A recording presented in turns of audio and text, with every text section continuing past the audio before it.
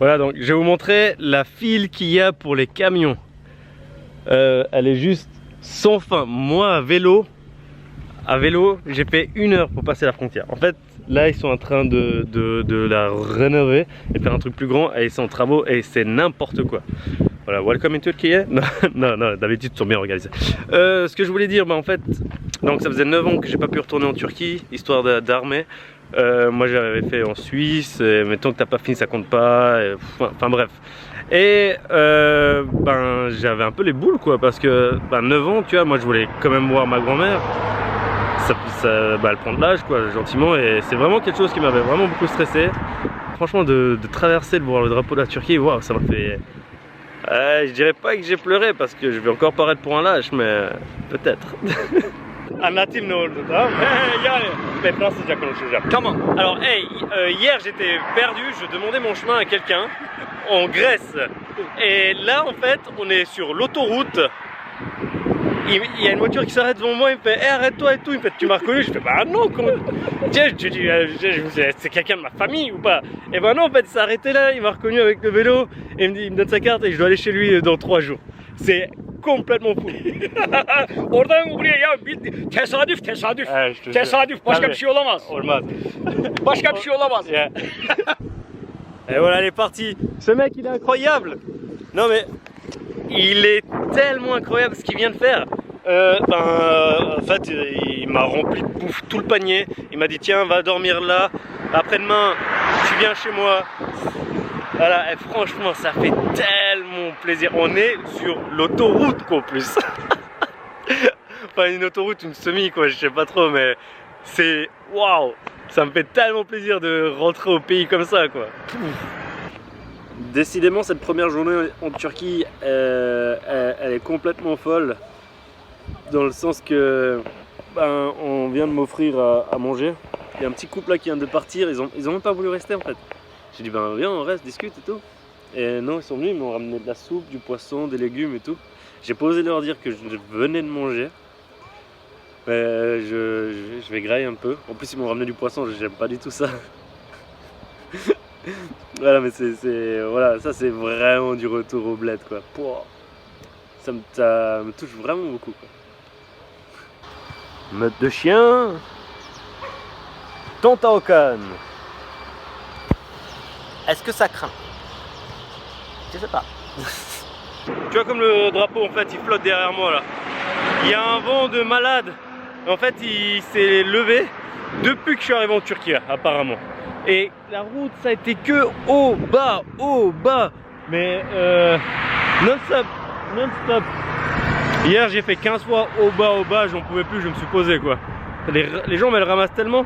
Là aujourd'hui j'ai fait 18 km en quasi 2 heures. 18 km.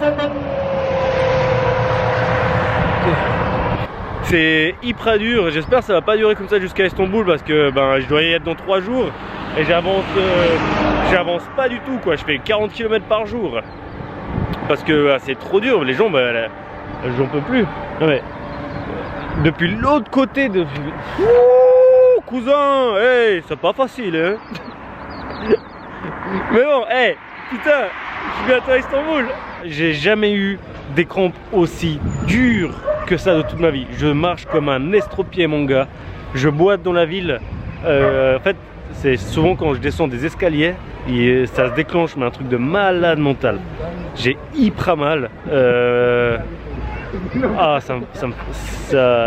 je sens que j'ai vraiment besoin d'arriver à Istanbul et faire ma pause quoi là. Telefona bakmıyorsun, telefonun çekmiyor, haber etmiyorsun. Çekmiyor. Ben ne yapayım, nasıl ulaşayım? Yok ulaşamıyorum. Evet. Bu kez. Gitti yok. Telefon bazen çekmiyor mesela. Telefon yok. Ha, Hiçbir şey yok, kimse yok. Şimdi o... Salut. Mais non. Elle a retombé, allez, 2-0. Elle passe. Oui. Oh.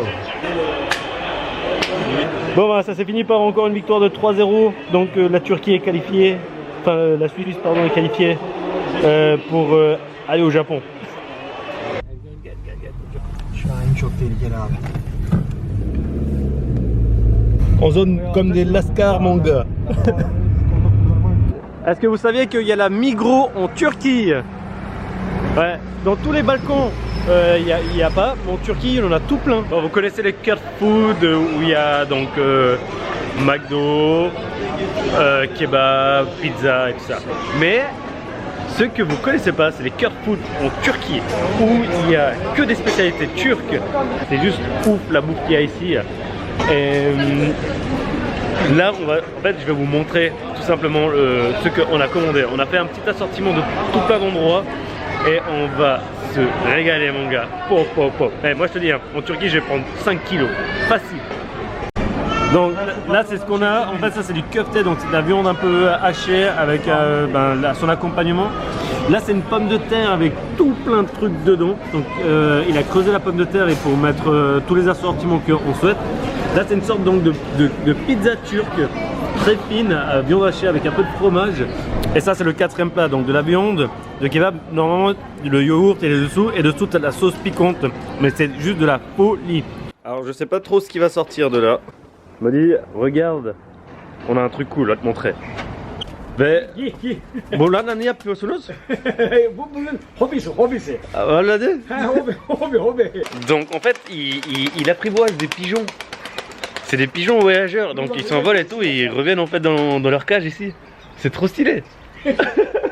Vous allez bien. Ils m'ont amené en fait à leur maison de campagne. Ce qu'ils font, c'est un peu leur chalet en fait. Ils ont racheté ce terrain là.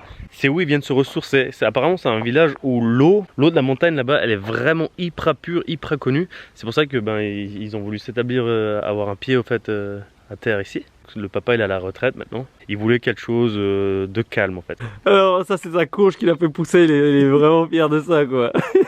Elle pèse 7-8 kilos, il me dit c'est hyper lourd, fais vite. Eh petit.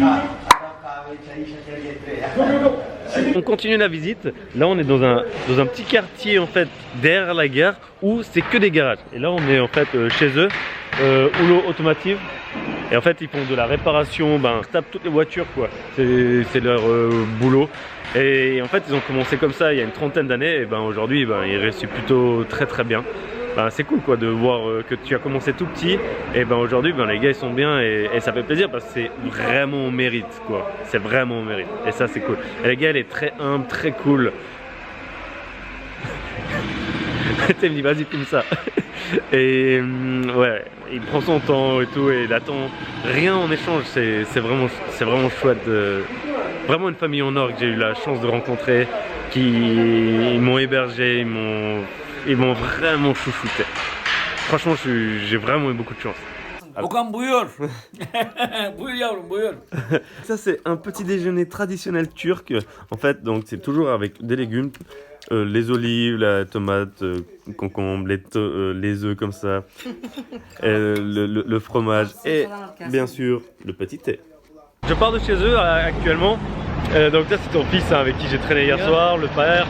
Et là en fait tout le bâtiment il a eux et en Turquie ce qui se passe c'est que souvent tu as le père qui construit pour toute la famille en fait. Et s'il est haut c'est parce qu'ils ont beaucoup d'enfants. Et leurs fils, ceux qui sont mariés et leurs filles qui sont mariées, ils habitent tous en haut en fait, dans les bâtiments qui sont en haut. Et voilà, et là c'est où j'avais parqué mon vélo.